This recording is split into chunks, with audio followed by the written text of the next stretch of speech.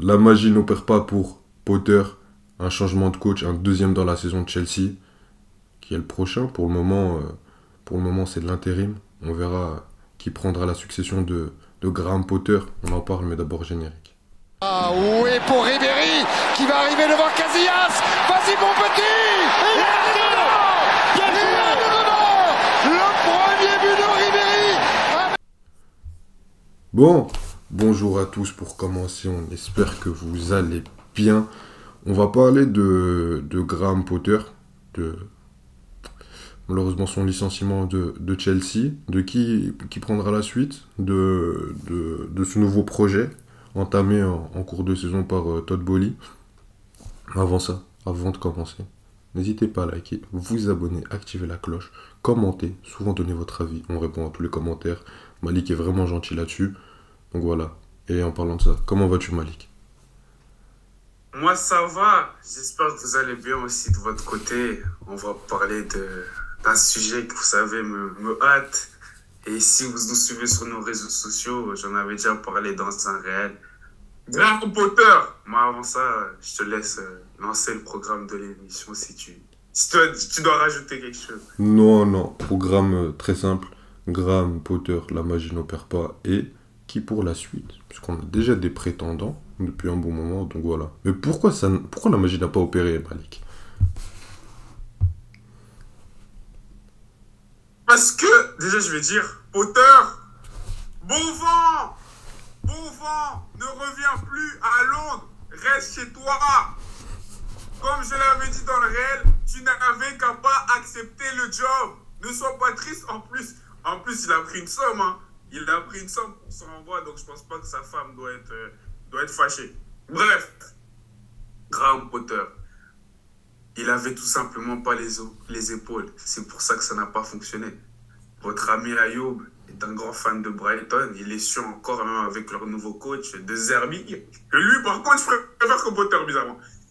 Donc, avec ce que Potter faisait à Brighton, faut dire qu'en vrai, à Brighton, il faisait des belles saisons, il montrait du beau jeu, des belles tactiques. Mais au final, Brighton n'a jamais joué l'Europe sous ses commandes. Pourtant, on me l'a fait passer pour un génie de tactique, pour un révolutionnaire, coach anglais. C'était beau pour le marketing aussi, ce que Todd avait voulu faire. Mais pour moi, il n'avait clairement jamais les épaules et il n'avait rien montré pour prouver pour coacher un club de cette envergure. C'est comme quand Man United, ils ont donné le poste à David Moyes, un coach anglais qui fonctionne bien avec des équipes du milieu de tableau, mais sans plus. Et encore, David Moyes, lui, avec West Ham, bizarrement, il allait en Europe avec eux. Mais Potter, rien de tout. Bref, c'était après West Ham. Excusez-moi si je vais un peu dans tous les sens, mais je suis tellement content, heureux qu'il soit parti, que je vais dans tous les sens parce que lui, il allait dans tous les sens dans le jeu de Chelsea. Il ne proposait rien. Et tu sais, ce qui est triste, Ayoub, c'est que le match sur lequel il se fait virer, en vrai, j'ai envie de dire, c'est pas de sa faute. Parce que c'était un match où vraiment, on avait tellement d'occasions. Et puisqu'en première mi-temps, Chelsea Modric qui rate 2-1 contre 1, vraiment, que tu peux pas rater. Vraiment, c'était pas de sa faute. Franchement, là, j'ai dit, ce match, on a perdu parce qu'on a fait gratter, on a abusé. Et défensivement, on a fait 2 erreurs. Et voilà, on l'a payé. Mais bref, c'est pas que pour ça qu'il se fait virer. C'est pour tout ce qu'il a montré depuis qu'il est arrivé. C'est-à-dire rien du tout. À part un mois de mars, invaincu. Avec des nuls contre Everton. Avec une victoire 1-0 contre Leeds. Waouh! Avec une victoire contre Dortmund. Waouh! Tu sais ce qui est fou, Ayoub, et qui m'a confirmé encore plus le fait que Potter, c'était un coach du milieu de tableau et qu'il n'était pas taillé pour un grand club. C'est que bêtement, je ne sais pas si tu vois le penalty qu'on a contre Dortmund. Donc c'est un penalty au cours d'un match à la, je crois, 60e, je sais même plus exactement. Je ne sais même pas la séance de tir au but, c'est rien de tout ça. Tellement il avait peur pour sa peau, tellement il avait peur pour son job. Kai Havertz, il tire le penalty. Regarde ce qu'il fait. Regarde ce qu'il fait, Ayoub. Excusez-moi de crier. Regarde ce qu'il fait. Il fait ça. Il regarde pas. Il regarde pas le penalty. Tu te rends compte? C'était à la 53e minute. Le coach, c'était la 53e minute. Même s'il ratait, il restait encore énormément de temps. C'est pas la séance de tir au but, Coupe du Monde, de finale Ligue des Champions, de finale de Coupe même. 8e de finale au cours d'un match où vous dominez, où vous pouvez encore marquer beaucoup plus de buts. Il est même pas... Je sais pas si tu te rends compte. Notre victoire contre Leeds, on gagne que 1-0. On n'est pas si ouf que ça. C'est la 60e minute de jeu. On a marqué le 1-0. Mais je crois que le 1-0, il vient en première mi-temps. Ça aussi, je dois vérifier plutôt en deuxième mi-temps. Au lieu de pousser, vu que c'est Leeds, vu que c'est un club qui est censé être en dessous de ton niveau, tu dois aller prendre de la confiance, avoir un match de Champions League, essayer de mettre le plus de buts possible. Tu mets le 1-0. Qu'est-ce qu'il fait? Il retire ses joueurs offensifs. Il fait sortir Félix, il fait sortir il garde qu'un attaquant, il garde qu'Havertz. Et il gonfle le milieu de terrain pour garder le 0. Tu te rends compte, Ayoub? Contre Leeds. Contre Leeds, pas contre Manu, pas contre City, contre Leeds. Il y a trop de trucs que Potter a fait qui ont montré qu'il n'avait pas les épaules, qu'il n'était pas taillé pour ce genre de club. Je suis désolé. Qu'il retourne dans ses Brighton, qu'il aille... Non, c'est bon, calme-toi. T'as déjà été... Non, t'as été assez long dans tes bêtises. T'as été assez long dans des bêtises. Non. Là, faut te reprendre un peu. Je suis désolé. Non, calme-toi. Moi, je suis content. Manque pas... D'accord. Excuse-moi d'avoir été... D'accord. Bon, juste pour continuer sur le truc Graham Potter, la magie n'opère pas.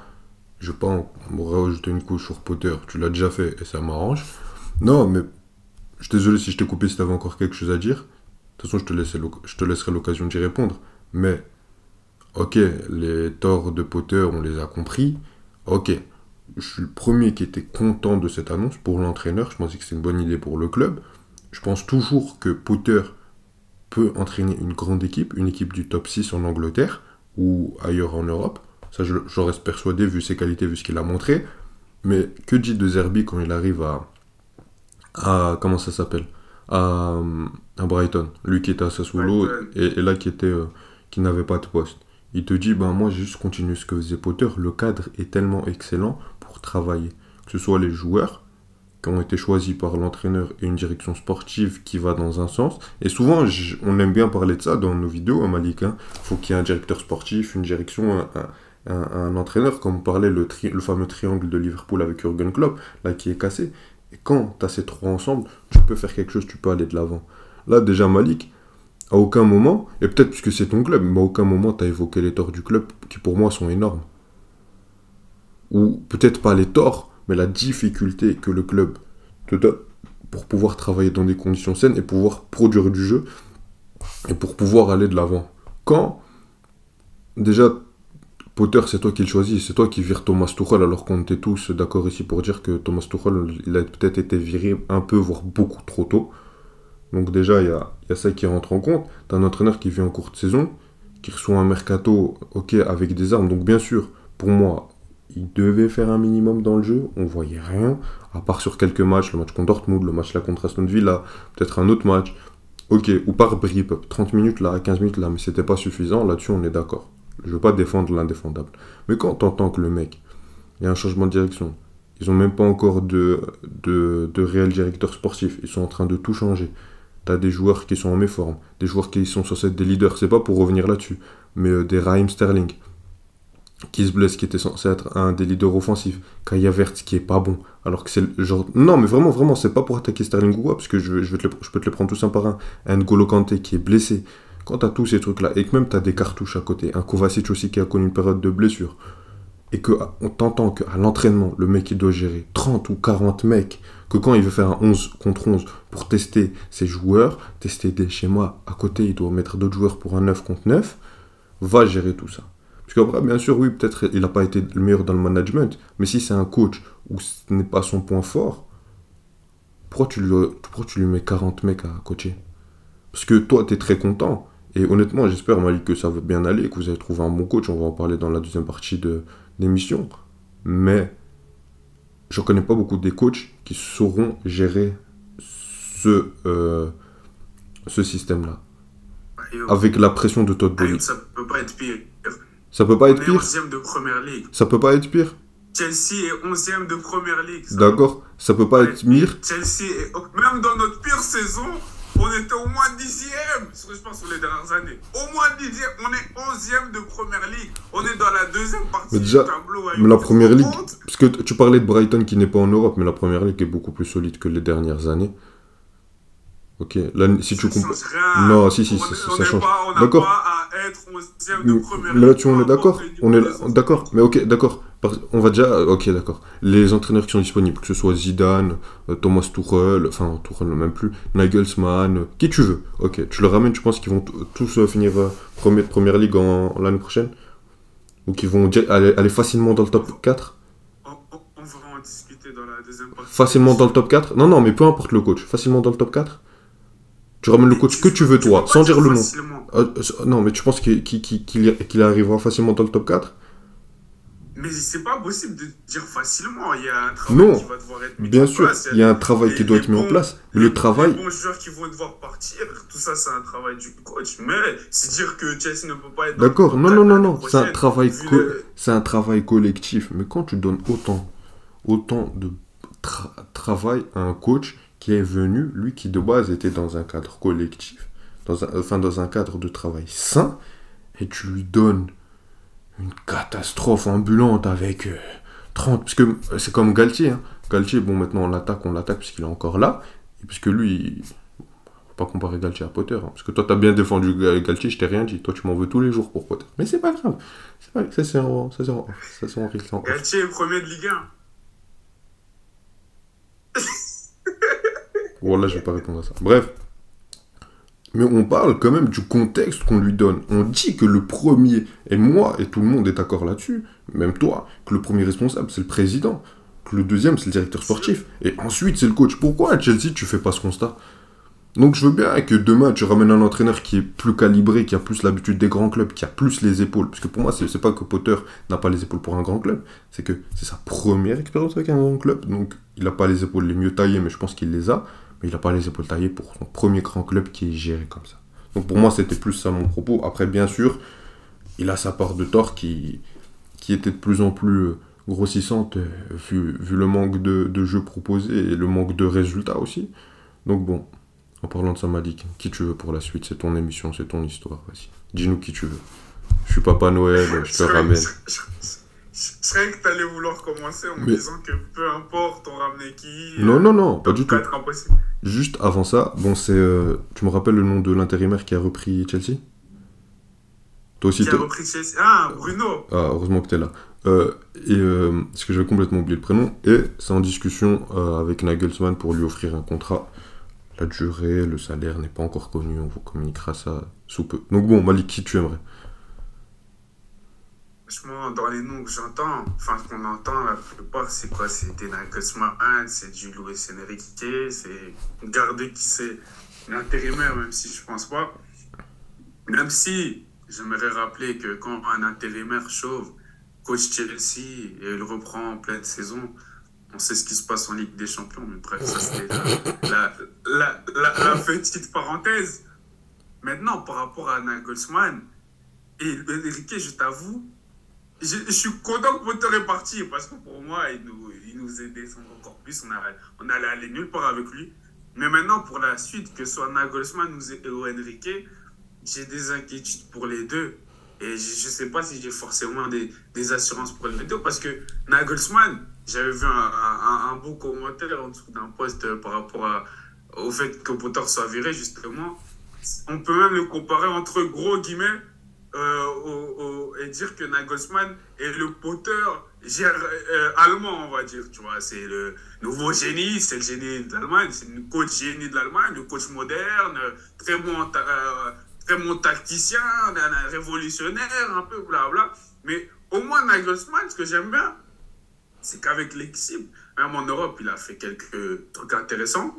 Sa première expérience dans le plus grand club d'Allemagne, au Bayern de Munich, ok, c'était loin d'être le Bayern le plus flamboyant. Lui aussi n'était pas dans le meilleur cadre, on pourrait dire, comme tu défends Potter, du Bayern. Il n'était pas dans le meilleur cadre que le Bayern habitue à avoir, mais il était quand même deuxième à un point de retard de Dortmund. D'ailleurs, on a oublié de faire une vidéo par rapport à ça. Veuillez nous excuser, mais il était qualifié en Ligue des Champions en quart en ayant gagné tous ses matchs. On dirait au Bayern, plein d'autres coachs l'ont fait aussi, mais c'était pour dire que sa première expérience dans un grand club n'était peut-être pas la plus satisfaisante, surtout les attentes qu'on a au Bayern, mais ça restait un minimum correct.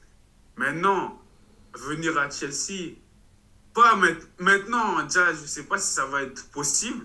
Ça peut être possible, mais je veux dire, est-ce que c'est pas mieux d'attendre la fin de saison pour le ramener?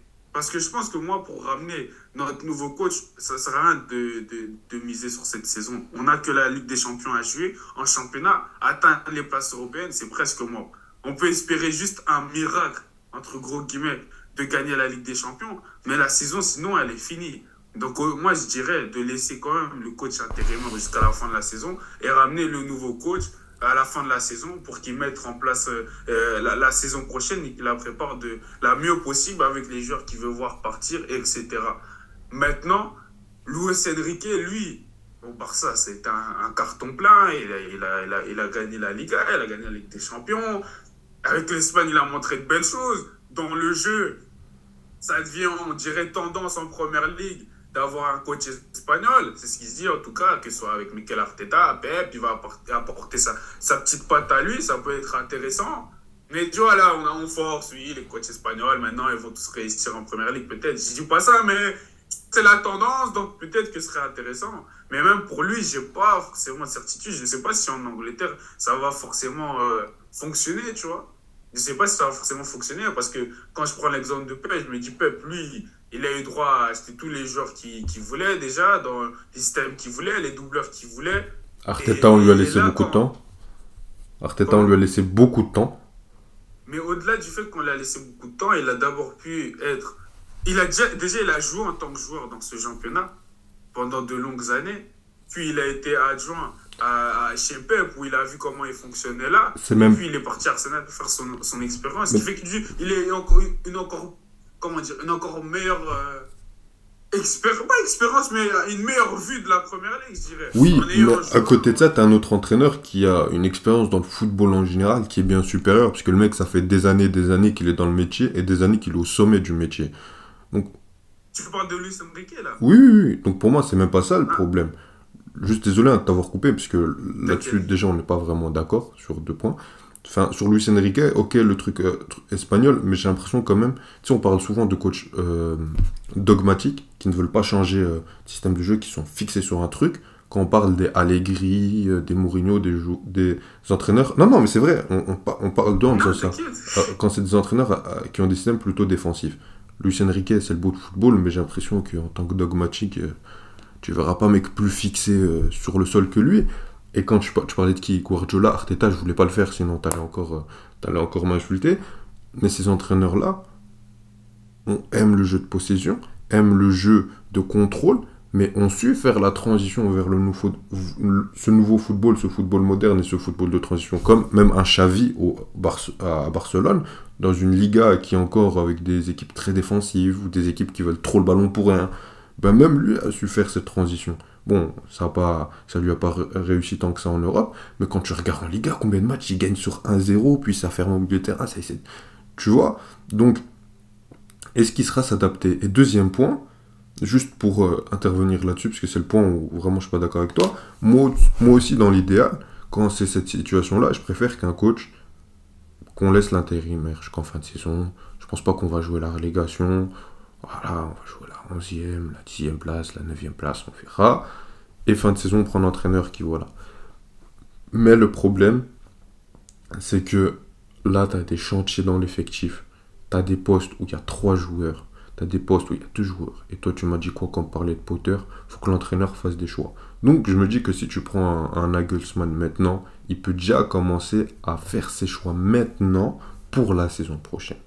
Et moi, c'est là où tout est la différence. Que tu perds contre le Real ou que tu passes le Real, puis que tu perds contre le Bayern, peu importe, ça, on s'en fout. Que Chelsea, s'il gagne la Ligue des Champions, c'est miraculeux, c'est pas ça que t'attends. Même en début de saison avec Tuchel, c'est pas ça que t'attends. T'attends une première ligue, c'est plus là que t'attends. Le Champions League, c'est trop compliqué. Tu verras, on verra comment la saison avance, on verra qui est en forme, on verra est-ce qu'on a bien travaillé. Ok? Encore moins avec Potter. Donc la Ligue des Champions, pour moi, c'est même pas un objectif, c'est un plus. C'est un truc qui permet de te préparer dans les grands matchs, voir quel joueur répond. Mais pour moi, le- le- je préfère aussi qu'un entraîneur vienne en début de saison dans un contexte plus sain où on redémarre. Mais là, pourquoi jouer un entraîneur maintenant? Parce que déjà, il aura moins de pression parce que tu n'as rien à jouer. Et parce qu'il pourra déjà commencer à faire ses choix. Et pourquoi je préfère Nagelsmann qu'Enrique? Parce que certes, il faut faire des choix. Enrique sait faire des choix. Mais ses choix sont trop radicaux et trop adaptés à lui. Ils sont trop adaptés uniquement à lui. Il va te faire des choix, personne ne va les comprendre. Lui va les comprendre. Et il va y aller et il va se Mais mettre... ça peut fonctionner. Excuse-moi de trouver juste que ça, mais ça peut fonctionner. Bien Comme sûr. on va dire par exemple Olmo avec l'Espagne, tu vois. Et complètement d'accord, ça peut fonctionner, comme ça ne peut ne pas fonctionner. Le problème, c'est que lui va se mettre tout le monde à dos. Mais Malik, il y a eu combien d'entraîneurs virés cette année en première ligue? Il y en a eu 12. 12. Le poste d'entraîneur est beaucoup plus court que celui de sélectionneur. Le poste d'entraîneur, il peut faire 6 mois à Chelsea et être viré. Surtout quand on voit Todd Boehly. Todd Boehly, s'il n'a pas viré Potter aussitôt, c'est parce que... Non, c'est pas pour critiquer, c'est un fait. C'est le football d'aujourd'hui qui est comme ça, à part le Paris Saint-Germain qui ne veut pas virer ses coachs. Je sais pas pourquoi. Mais le poste de coach a une durée de vie très courte. Donc le problème, c'est que le mec, il va t'imposer des choix très forts. Il peut te mettre un mec comme, je sais pas, peu importe, il peut te mettre, je te donne un exemple complètement au hasard, N'Golo Kanté au placard pendant 6 mois. Et puis il y a un autre entraîneur qui va dire non, mais les gars, c'est le meilleur joueur de Chelsea.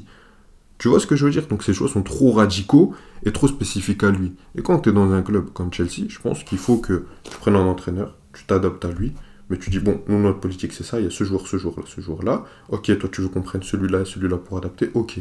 Mais tu fais pas tout en fonction d'un entraîneur. Il faut un juste milieu. Le problème avec Luis Enrique, c'est qu'il n'y a pas de juste milieu. Et quand c'est une sélection, ça peut fonctionner, mais quand c'est un club, j'y crois moins. Encore plus quand c'est un championnat où je ne te vois pas, un championnat où ben, à tout moment tu perds un huitième de finale de Ligue des Champions et un match de Cup, t'es viré, encore moins. Donc bon, voilà, moi c'était juste mon avis. Donc je prendrais Nagelsmann et le plus tôt possible, histoire de déjà recommencer à travailler. Parce que le problème, c'est qu'en fin de saison, t'as peut-être un Jürgen Klopp qui sera libre, mais bon, un Jürgen Klopp à Chelsea, j'y crois pas. À Carlo Ancelotti, je pense qu'il a d'autres envies que de revenir à Chelsea.